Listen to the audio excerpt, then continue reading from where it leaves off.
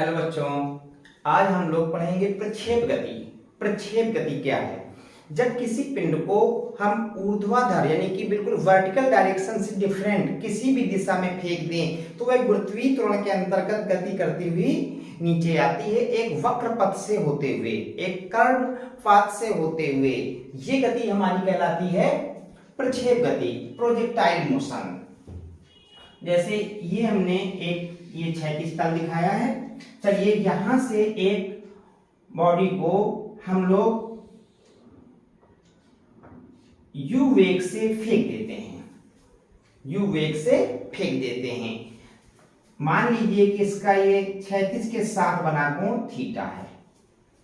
बच्चों जैसे अभी भी मैंने कहा ऊर्ध्वाधर दिशा से भिन्न। सपोज दैट आप बिल्कुल वर्टिकल फेंकते हैं, ऊर्ध्वाधर फेंकते हैं, तो ऊर्ध्वाधर फेंकेंगे तो ये ऐसे इस जाएगा जाएगा धीमा होता जाएगा और यहाँ कहीं जाके रुकेगा और फिर वापस इसी रास्ते से आ जाएगा। ये मोशन हम ऑलरेडी लीनियर मोशन में पढ़ चुके हैं, रेखीय गति में पढ़ चुके हैं। इसीलिए हमने कहा कि ऊर्ध्वाधर दिशा से भिन्न कहीं को भी इधर फेंके या इधर फेंके।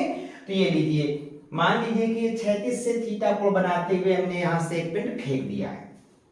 तो बच्चों देखिए, जब इसको फेंकेंगे तो क्या ये इसी रेखा में भगा चला जाएगा? नहीं, इस रास्ते को ऐसे छोड़ेगा क्योंकि गुरुत्वीय त्वरण से कहां खींचेगा?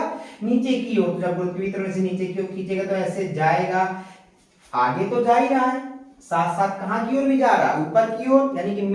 यानी कि यहाँ पर जो गति है वो द्विविमीय गति है, motion in two plane, X axis and Y axis. तो इस तरह से ऊपर जा रहा है, साथ साथ कहां भी बढ़ रहा है? आगे बढ़ रहा है। लेकिन क्या ये ऊपर जाता ही जाएगा? नहीं, एक ऐसा मैक्सिमम पॉइंट आएगा जब इसके बाद ये ऊपर नहीं जाएगा। अब ये नीचे की ओर आना शुरू हो जाएगा। ऐसे देखिए, ये ऐसे आएगा और मान लीजिए ये यहाँ कहीं आकर के गिर जाएगा।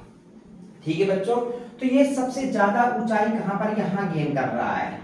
इस ऊंचाई को हम लोग कहेंगे मैक्सिमम हाइट, अधिकतम ऊंचाई। अधिकतम ऊंचाई एच मैक्स या एच दे दें।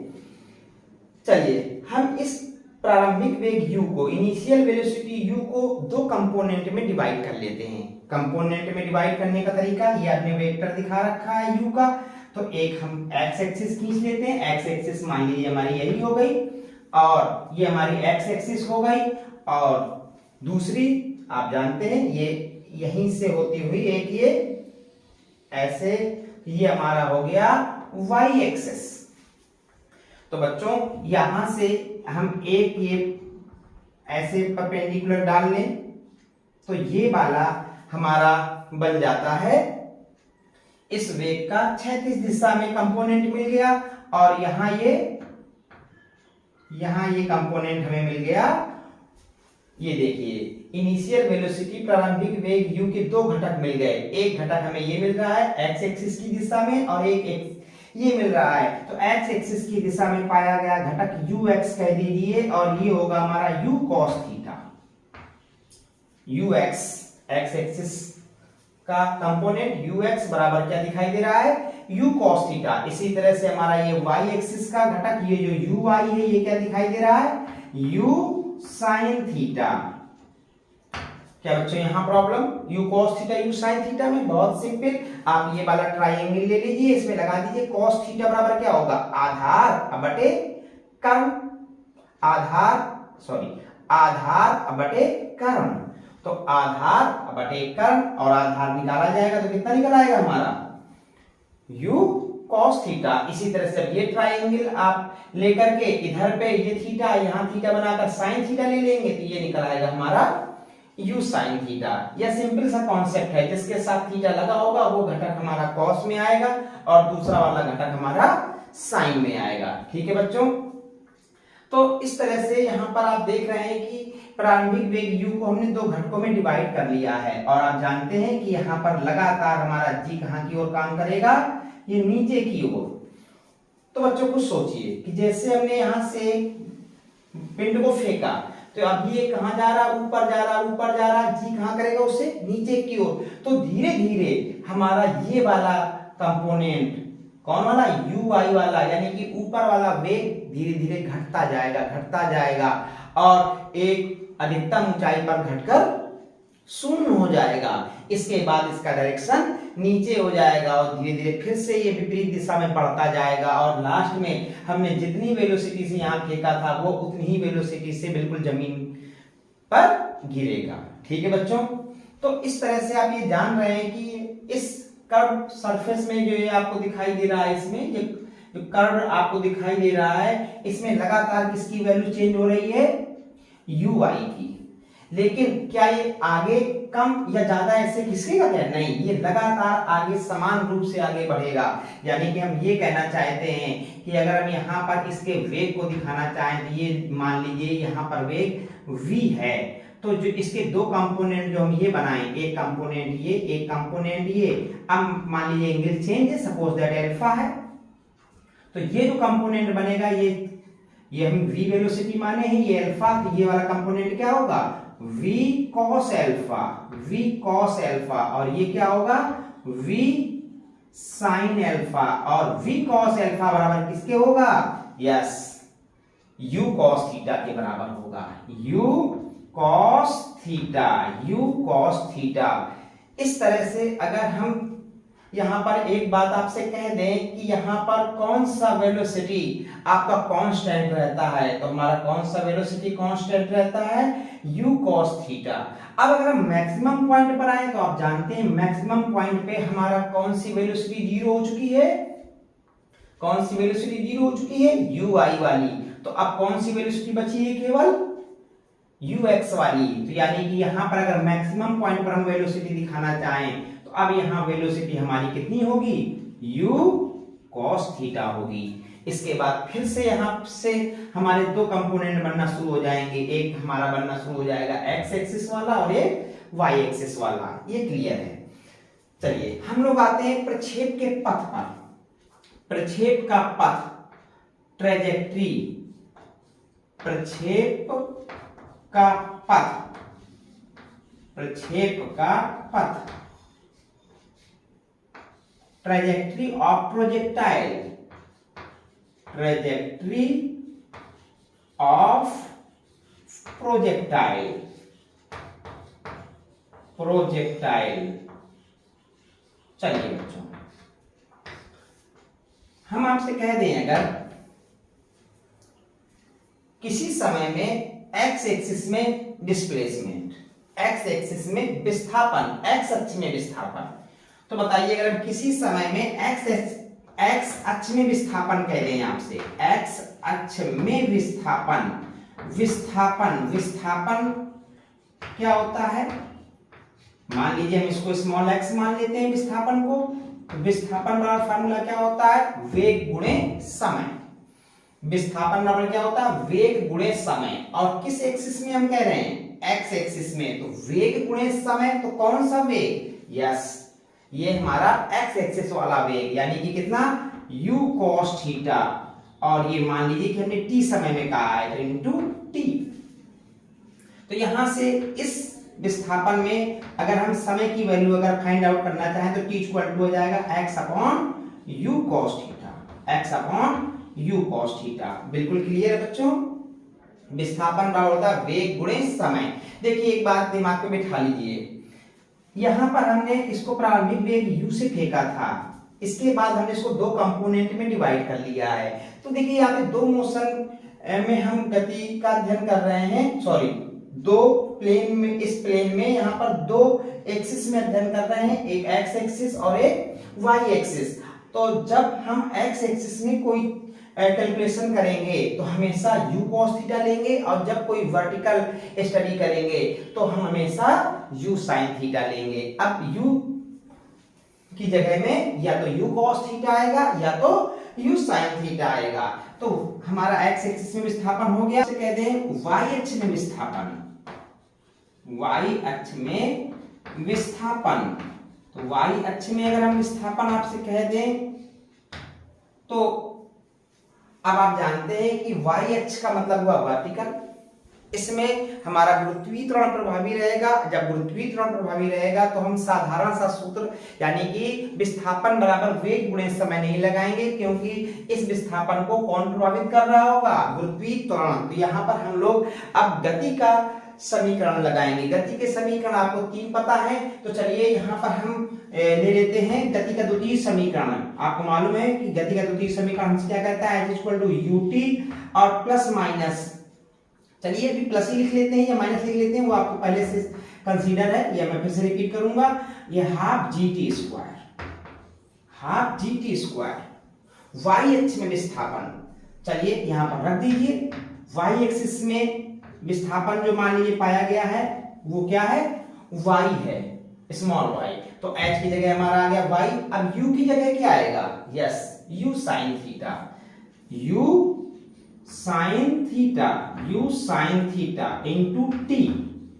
और यहां आपको मालूम है कि हमारा y एक्सिस में डिस्प्लेसमेंट में g कहां की ओर लग रहा है, नीचे की ओर, तो यहां g के लिए आएगा माइनस सिंबल, तो g का माइनस सिंबल हम यहां पे इफेक्टिव कर लेते हैं, प्रभावी कर लेते हैं, तो यहां हो गया minus minus half g t square.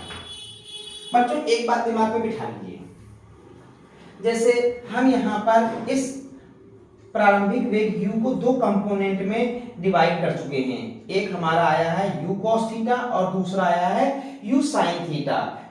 तो अब u की जगह में या तो u cos थीटा आया करेगा या तो u sin थीटा आया करेगा। तो u cos थीटा कब आया करेगा, जब हम कोई क्षैतिज दिशा में मान ज्ञात किया करेंगे, यानी कि x एक्सिस में कोई अगर वैल्यू निकाला करेंगे तो वहां पे u cos थीटा आया करेगा, और यदि y एक्सिस में कोई वैल्यू निकाला करेंगे तो वहां पर u की जगह में u sin थीटा आया करेगा। तो y एक्सिस के विस्थापन में यहां पर आएगा u की जगह में क्या आएगा, u sin थीटा। चलिए t की वैल्यू ऊपर से उठाकर यहां रख देते हैं, तो आपका आ जाएगा y equal to u sin theta और इंटू t की वैल्यू रख देते हैं x upon u cos theta और माइनस हाफ g, और फिर से t की वैल्यू रख देते हैं x upon u cos theta, इसका स्क्वायर कर दिया जाए क्योंकि t स्क्वायर है। चलिए यहाँ पे u से u कैंसिल, tan थीटा बन गया आपका sin theta upon cos theta, तो y इक्वल टू आ जाएगा हमारा, ये आ गया x tan थीटा या tan थीटा x कह लीजिए, tan theta x, tan theta x और माइनस आपका आ गया हाफ जी एक्स स्क्वायर और अपॉन यू स्क्वायर और कॉस स्क्वायर थीटा। ये देखिए ये वाला इक्वेशन हमारा इक्वेशन ऑफ ट्रेजेक्टरी कहलाता है, इक्वेशन ऑफ ट्रेजेक्टरी कहलाता है। ये इक्वेशन किसके जैसा दिख रहा है, देखिए ये समीकरण या यह सूत्र, यह समीकरण y equal to a x minus c x square, a x minus c x square के अनुरूप है, के अनुरूप है।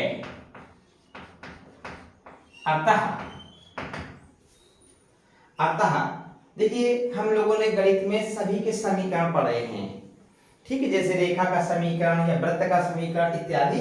तो यहाँ पर ये वाला समीकरण जो होता है ये किस आकृति को बताता है, ये वाला जो समीकरण है यह परवलय आकृति को बताता है। अतः पथ परवलयाकार है, परवलयाकार,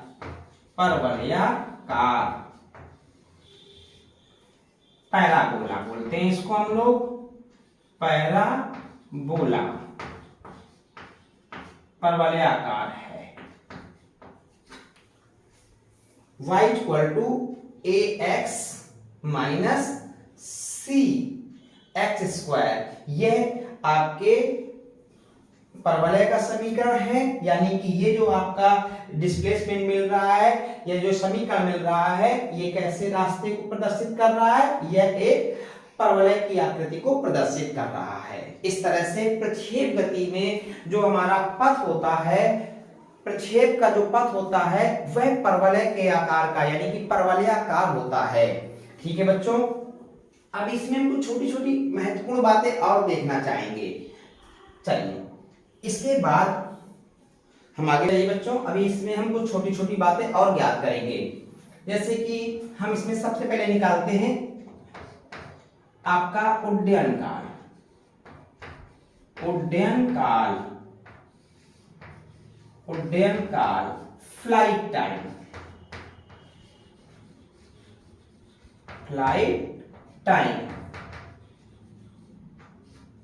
उड्डयन काल, जैसा कि नाम से ही क्लियर हो रहा है कि उड्डयन काल यानी फ्लाइट टाइम, अर्थात फ्लाइट करने का यानी कि पूरा उड़ने का जो समय है वो कहलाएगा हमारा फ्लाइट टाइम। तो ये जो हमने इसको उड़ाया है, तो मान लीजिए कि इसको पॉइंट ए से उड़ाया है और ये बी से होते हुए जाकर गिरा है, हमारा पॉइंट सी पर गिरा है मान लीजिए। तो ए से ये जो पूरा टाइम सी तक लगा, ये हमारा फ्लाइट टाइम है। तो चलिए हम पूरा ना लेकर पहले ए बी के लिए कहते हैं, ए बी के लिए आ जाइए। ए बी के लिए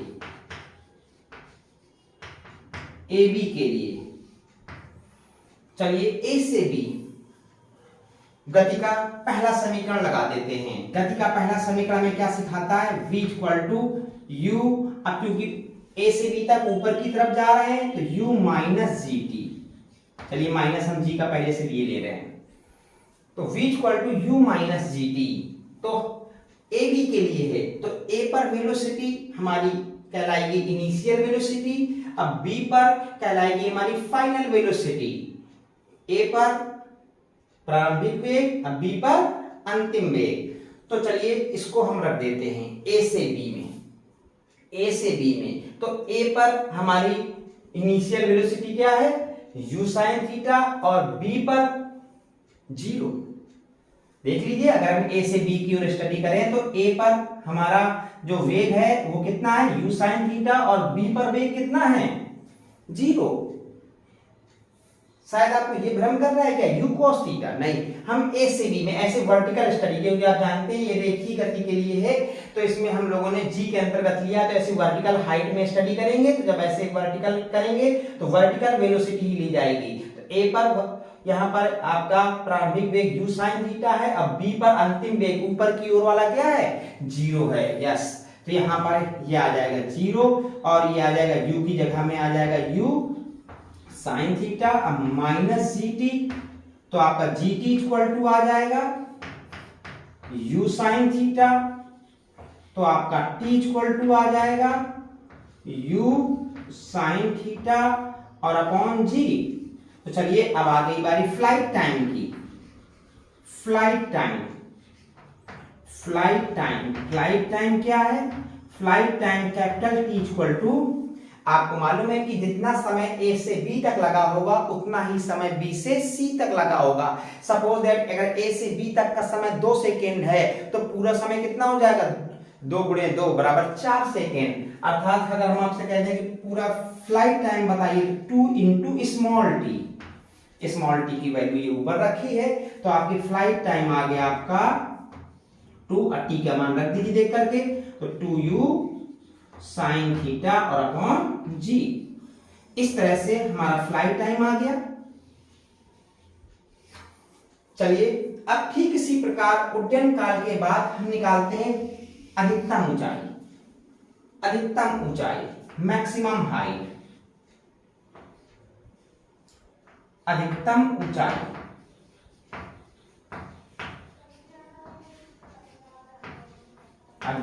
ऊंचाई, मैक्सिमम हाइट।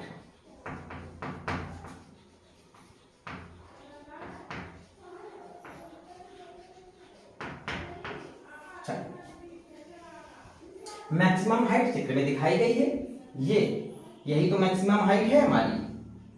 तो फिर से हम ए से बी तक की जो ये वर्टिकल हाइट जो दिखाई दे रही है ये हमारी मैक्सिमम हाइट है। तो फिर से हम ए बी के बीच फिर से आ जाएं, तो चलिए अब हम लगा देते हैं आपका थर्ड इक्वेशन, क्योंकि हमें h लेके आना है और h हमारा या तो सेकेंड इक्वेशन में या तो थर्ड इक्वेशन में, तो थर्ड इक्वेशन यहाँ ज्यादा आसान रहेगा। तो v स्क्वायर इक्वल टू हमारा है u स्क्वायर माइनस 2gh। तो चलिए हमने ये फार्मूला लगाया, इसलिए यहां पर इसको अप्लाई कर दीजिए। तो फिर वही बात, a पर कहलाएगी इनिशियल वेलोसिटी तो u sin थीटा और b पर कहलाएगी फाइनल वेलोसिटी 0। तो यहाँ पर ये आपका आ जाएगा 0, ये आपका आ जाएगा u साइन थीटा का होल स्क्वायर माइनस 2gh। तो 2gh इक्वल टू आ गया u square sine square theta, तो आपका h इक्वल टू आ गया u square sine square theta upon 2g। तो इसी को आप h या h मैक्स यानी मैक्सिमम अधिकतम ऊंचाई कहेंगे। देखिए इस सूत्र को देखते ही स्पष्ट है कि h की वैल्यू सबसे बड़ी कब होगी, जब यहाँ थीटा 90 डिग्री रखा जाएगा, क्योंकि साइन थीटा में सबसे बड़ा मान साइन 90 का होगा, यानी कि 1 होता है। तो इस तरह से हम कहते हैं कि अगर हमें मैक्सिमम हाइट गेन करनी है, सबसे ज्यादा ऊंचाई का मान प्राप्त करना है, तो उसे कितने कोण पर फेंकना चाहिए, 36 के साथ बनाते हुए। तो 36 के साथ बनाते हुए कितने कोण पर फेंक दीजिए, बिल्कुल 90 अंश का ठीक ठीक वर्टिकल फेंक दीजिए। चलिए इसके बाद तीसरा आता है क्षैतिज विस्थापन।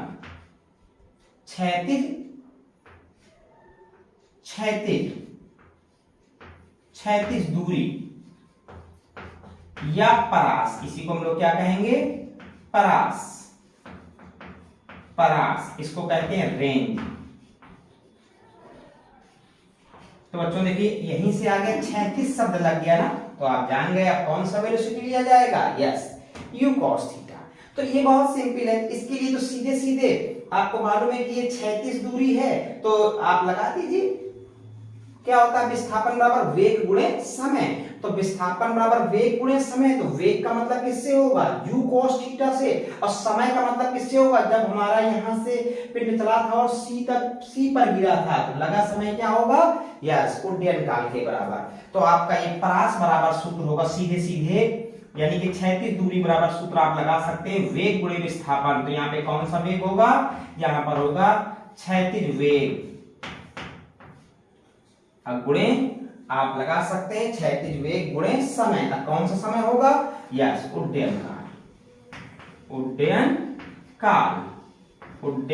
काल। तो इसका सिंबल लेंगे हम लोग r। तो r इक्वल टू ये हमारा है u cos थीटा, और उड्डयन काल का हम संकेत ये कैपिटल T।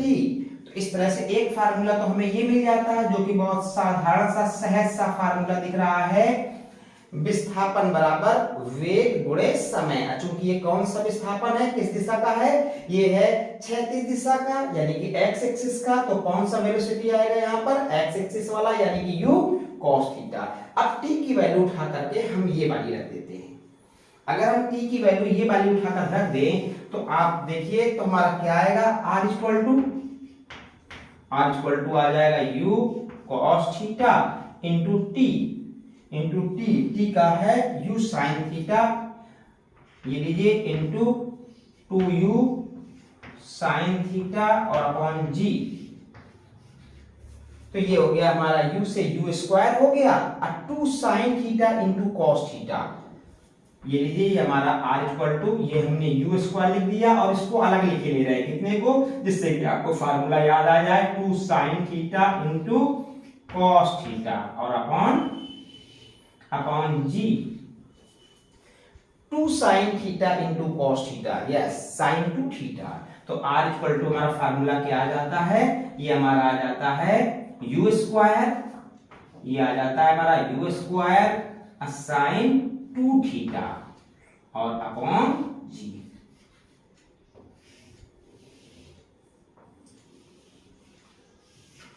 अगर इस सूत्र को देखा जाए तो r का सबसे बड़ा मान क्या होगा, इस सूत्र से देखिए r के सबसे बड़े मान के लिए थीटा क्या होगा।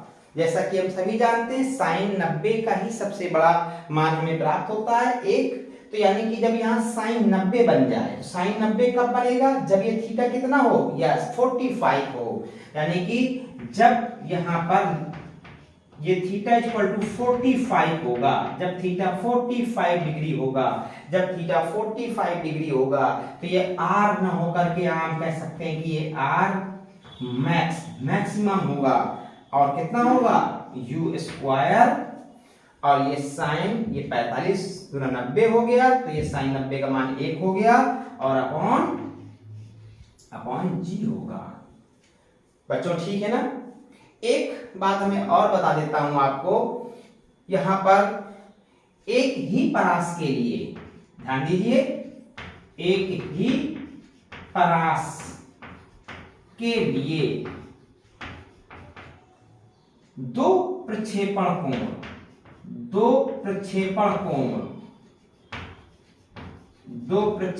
कोण थीटा तथा 90 माइनस थीटा होते हैं। थीटा तथा 90 माइनस थीटा होते हैं।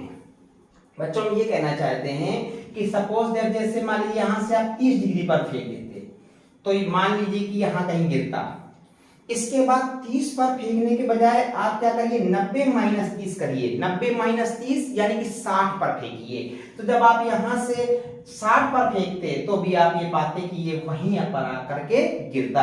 अगर हम यहाँ पर एक बार इसी सूत्र में यहाँ पर थीटा रख करके इक्वेशन बना लें और दूसरी बार ये थीटा की जगह में कितना बना लें, 90 माइनस थीटा एंगल बनाकर रख लें, तो हम ये पाएंगे कि आर का सेम मान हमें मिलता है। तो यहाँ पर परास को लेकर के दो महत्वपूर्ण बातें भी हैं कि आर सबसे ज्यादा कब होगा, जब थीटा कितना होगा हमारा 45 अंश होगा, और दूसरी बात एक ही रेंज को पाने के लिए दो कोण हो सकते हैं, पहला यदि थीटा है तो दूसरा 90 माइनस थीटा होगा।